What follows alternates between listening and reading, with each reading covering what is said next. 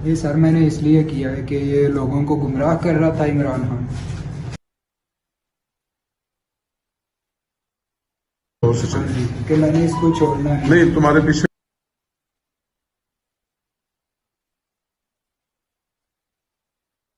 अस्सलाम वालेकुम नाज़रीन, आप देख रहे हैं मेरा यूट्यूब चैनल डेली पॉइंट और मैं हूं बिलाल ज़फ़र। नाज़रीन, मैं उस मौके पे मौजूद हूं जहां पे आज इमरान खान के ऊपर फायरिंग की गई है और वो ज़ख्मी हो गए हैं। उनके साथ 6 लोग और भी हैं जिनको ज़ख्मी किया गया। मेरे साथ वजाहत खान साहब मौजूद हैं जो उस वक्त कंटेनर के ऊपर मौजूद थे, मौके के ऐनी शाहिद हैं। उनसे बात करते हैं। अच्छा वजाहत भाई, क्या देखा आपने अपनी आंखों से जब ये वाक़या पेश आया? अच्छा, जब ये फायरिंग का वाक़या हुआ है उस वक्त मैं बिल्कुल इमरान खान साहब के अक़ब में मौजूद था और मियां असलम इकबाल साहब के साथ मैं इंटरव्यू कर रहा था अपने चैनल के लिए। जैसे ही फायरिंग होती है हम सब नीचे बैठते हैं और फिर एकदम फायर्स मतलब 7 से 8 फायर्स होते हैं। तो मैं असलम इकबाल साहब के साथ इंटरव्यू कर रहा था, एकदम असलम इकबाल साहब मेरे ऊपर आके गिरते हैं और मैंने पहली दफ़ा शायद मौत को इतने करीब से देखा होगा कि बिल्कुल गोली का पास से गुजरना महसूस हुआ हमारे। और जैसे ही हम सेकंड्स के अंदर ये काम हुआ, उठाऊँ तो मैंने देखा है कि हमारे साथ पे एक क्या नाम था उनका, वो खून में लथपथ थे, उनकी टांग से मुसलसल खून बह रहा था। असलम इकबाल साहब महफूज रहे बिल्कुल। खान साहब के साथ अहमद चट्टा साहब थे और उनके इस साइड पे फैसल जावेद साहब थे। अहमद चट्टा साहब को गोलियां लगती हैं और फिर खान साहब की टांग पे गोलियां लगती हैं। मैं खुद यानी कि हम जब होते हैं तो सब क़यादत को जब थोड़ा सा ज़रा वो फायरिंग बंद होती है खान साहब की फ़िक्र होती है। हम लोग फिर खान साहब की तरफ लपकते हैं तो खान साहब को उठाकर हम नीचे लेकर आते हैं, कंटेनर से नीचे जो रूम बनाया गया। खान साहब को ये नहीं मालूम था उनको गोली लगी कहाँ पे है। जब पता चला टांग से ब्लीडिंग हो रही थी, जब नीचे उनको फर्स्ट एड देने के लिए। वजाहत भाई, जिस वक्त खान साहब को गोली लगी है उस वक्त आपने देखा क्या वो गिर पड़े थे नीचे? खान साहब गिर गए थे, खान साहब फ़ौरन ही नीचे गिर गए थे। ज़्यादा गोलियां क्योंकि नाप से ऊपर जो गोली लगी थी वो अहमद चट्टा को लगी, उनकी हालत गैर थी। खान साहब होशो हवास में थे मुकम्मल, लेकिन खान साहब ये पूछ रहे थे कि मुझे गोली कहाँ लगी है, वो हाथ लगा के देख रहे थे यहाँ पे।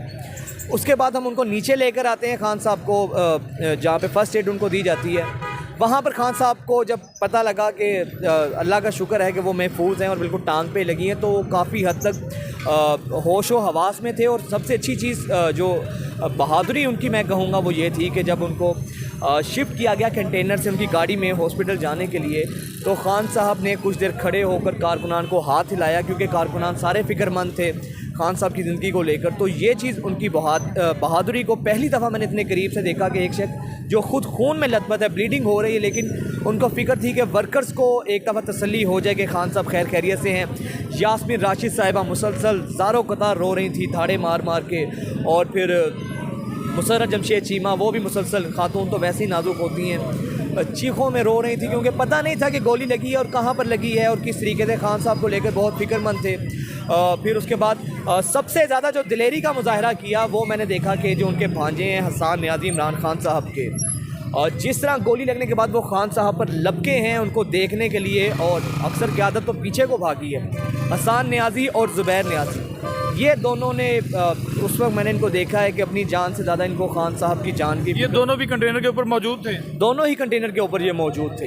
ये ज़रा पीछे थे, लेकिन जैसे ही फायरिंग होती है और एकदम पता लगता है कि खान साहब को भी गोली लगी वो हुआ है, तो ये दोनों लपक कर खान साहब की तरफ जाते हैं। बाकी जान सबको प्यारी होती है। मैंने वो क़यादत को भी देखा जो करीबी लोग थे, वो ज़ाहिर बात है अपनी जान बचाने के लिए वो गए, नीचे चले गए। लेकिन ज़ुबैर न्याज़ी और हसन न्याज़ी जब गोली लगती है, ये बजाय कंटेनर से नीचे जाने के ये खान साहब की तरफ लपकते हैं और उनको फिर फ़ौरन से नीचे लेकर। अच्छा वजाहत साहब, आपने ये सारा वाक़या अपनी आंखों से देखा, ऊपर क़यादत और भी मौजूद थी, फैसल जावेद भी थे और वो हाफिज़ फ़रत भी थे और बहुत सारे लोग ऊपर मौजूद थे। वो लोग कहाँ पे थे? सुनने में ये आया है कि ऊपर रोना शुरू हो गए सारे लोग एकदम जिस वक्त ये वाक़या हुआ है। जब खान साहब पर फायरिंग हुई है उनके बिल्कुल साथ अहमद चट्टा साहब थे जो वज़ीराबाद से लीड कर रहे थे, मार्च फ्रंट पे खड़े थे, और बिल्कुल उनके राइट साइड पर फैसल जावेद थे। फैसल जावेद को ये सुना है कि उनको यहाँ से गोली छू कर गुजरी है। और ये जो बाकी क़यादत थी जिनकी आप बात करें, ये लोग भी थे, ये लेकिन ज़रा पीछे करके थे। तो उसके अलावा उस वक्त स्टेज पे असलम इकबाल साहब बिल्कुल, हम फवाद चौधरी साहब स्टेज पर मौजूद थे, थोड़े पीछे थे। असलम इकबाल साहब बिल्कुल खान साहब के थोड़ा पीछे थे, और हम असलम इकबाल साहब से वो इंटरव्यू कर ही रहे थे और वो कैमरे ने मनाजिर कैद भी किए हैं। और उसके अलावा फवाद चौधरी साहब थे, जिस तरह मैंने कहा। असलम आप बहुत सारी इन्फॉर्मेशन रखते हैं क्योंकि आप पीटीआई को बहुत करीब से कवर कर रहे थे। वो मुलजिम पकड़ा गया है, उसने थाने में बयान दिया है कि मैं इमरान खान के पीछे लाहौर से चला था और मुझे मौका नहीं मिला, यहाँ आके मौका मिला। क्योंकि ये लोगों को गुमराह कर रहे थे, मैं इसलिए मारना चाहा इनको। तो क्या समझते हैं कि ये वही मुलजिम है और ये वही हक़ाइक़ बता रहा है जो उसके जहन में चल रहे थे? अच्छा, इससे पहले मैं एक और चीज़ जो मैं ऑब्ज़र्व कर रहा था, जिसका ख़दशा भी था, आप देखें पंजाब में पाकिस्तान तहरीक इंसाफ की हुकूमत है, परवेज़ इलाही साहब इन्हीं के CM हैं। इतने थ्रेट्स के बावजूद बिल्कुल चंद फरलांग के फासले पर एक शख्स मुसल्ला होता है और वो फायरिंग करता है खान साहब पे डायरेक्ट। ये सिक्योरिटी इतना बड़ा ब्रीच है, इतना बड़ा सिक्योरिटी पे सवालात उठते हैं। आप यकीन करें कि अगर यहाँ पर PTI की हुकूमत के अलावा नून लीग की किसी और हुकूमत होती, वो अब तक शायद जा चुकी होती, क्योंकि हुकूमत इनकी अपनी है और ये नाअहली है सिक्योरिटी फोर्सेस की कि जब आपको पता है खान साहब को थ्रेट्स हैं और इतना हाई प्रोफाइल शख्स जो कंटेनर पे मौजूद है, उनकी सिक्योरिटी। खान साहब तो अपनी जान के, मुझे फवाद चौधरी साहब ने अभी इंटरव्यू में बताया वहाँ पे, उन्होंने कहा कि हमने बड़ी एक लाइट सी बुलेट प्रूफ जैकेट ला के रखी हुई थी और हम खान साहब को मुसलसल इंसिस्ट कर रहे थे कि खान साहब ये जैकेट आप पहन लें। खान साहब अपनी उनकी बहादुरी कहें, लापरवाही कहें, कुछ भी कहें, लेकिन खान साहब अपनी जान को लेकर या अपनी सिक्योरिटी को लेकर ज़्यादा वो उसमें कॉन्शियस नहीं होते। तो उन्होंने कहा कि खान साहब नहीं पहनते थे, हमने बारहा कहा ला के रखी हुई थी, लेकिन खान साहब ने नहीं पहनी। दूसरी चीज़, जो इदारे हैं उनकी कारकर्दगी पे इतना बड़ा सवालिया निशान है कि आपकी अपनी हुकूमत है पंजाब में, उसके बावजूद एक शख्स चंद फरलांग के फासले पर डायरेक्ट फायर करता है, मुसल्ला शख्स होता है, और कैसे वो इतने बिल्कुल, मैं भी और आप भी, हम लोग इसके कंटेनर के गिर्द भी घूमते रहे हैं और फिर के देखते रहे हैं, और बिल्कुल कोई सिक्योरिटी नहीं थी। कोई भी मुसल्ला होके आ सकता था, कुछ भी कर सकता था। वो यहाँ पे आके हुआ, इससे पहले भी हो सकता था। आप क्या कहेंगे कि परवेज़ इलाही का ज़ाती इंटरेस्ट नहीं था, हालांकि पंजाब गवर्नमेंट उनके पास है, वज़ीर आला हैं वो, तो वो अपनी सिक्योरिटी अगर इस तरीके से फुल प्रूफ बनाते तो ये वाक़या शायद ना पेश आता। सर, परवेज़ इलाही साहब देखें, सिक्योरिटी फोर्सेस का एक अपनी इनकी मीटिंग्स होती हैं, अपने इनके SOPs होते हैं, अपनी एक प्लानिंग होती है सिक्योरिटी को कैसे कैसे लेयर्स होती हैं, first layer, second layer, third layer, वो तो अलग चीज़। लेकिन मैंने PTI के जलसों में ख़ास तौर पर ये देखा है, बिल्कुल भी मुनज़्ज़म नहीं होते। खान साहब पे सबका फोकस होता है सिक्योरिटी को लेकर, प्रोटोकॉल को लेकर। इससे पहले कुछ दिन पहले जिस तरह हमारी एक बहुत अच्छी सहाफ़ी थी, वो कंटेनर के तले आ गई, फिर एक बच्चा एक और था, वो कंटेनर के तले आ गया।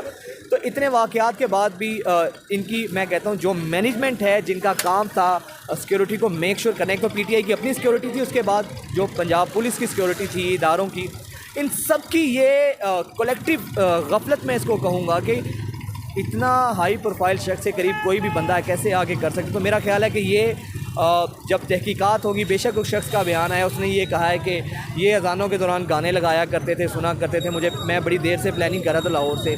बट सिर्फ मेरा ख्याल है मामला इतना सादा नहीं है। ये जब तहकीकात होंगी तो पसे पर्दा मुहर्रिकात क्या थे, इसके पसे पर्दा लोग कौन थे, वो चेहरे कौन से थे जिन्होंने खान साहब पर हमला करवाया, ये मेरा ख्याल है तहकीकात आने के बाद ही। बहुत शुक्रिया वजाहत भाई, बहुत शुक्रिया। लाइन आपने वजाहत साहब की गुफ्तगू सुनी, ये मौके के आने शाहिद हैं, ये कंटेनर के ऊपर मौजूद थे। इन्होंने इमरान खान को गिरते हुए देखा, उन तमाम अरकान को रोते हुए देखा जब खान साहब पे अटैक हुआ और वो नीचे गिर गए। असल बात यह है कि सिक्योरिटी ना होने के बराबर थी। यहाँ पे कोई आम बंदा भी आके कुछ भी कर सकता था, क्योंकि हम भी गुज़िश्ता 7 दिन से इसको कवर कर रहे हैं और परवेज़ इलाही की हुकूमत में और उन्हीं के नीचे सिक्योरिटी फोर्सेस आती हैं, लेकिन ना जाने उन्होंने इसको क्यों नहीं पकड़ा, ना इसको पकड़ सके। लाइन मज़ीद जो है मालूमात वो भी आपको देंगे। इस वक्त इजाज़त दीजिए, अल्लाह हाफ़िज़।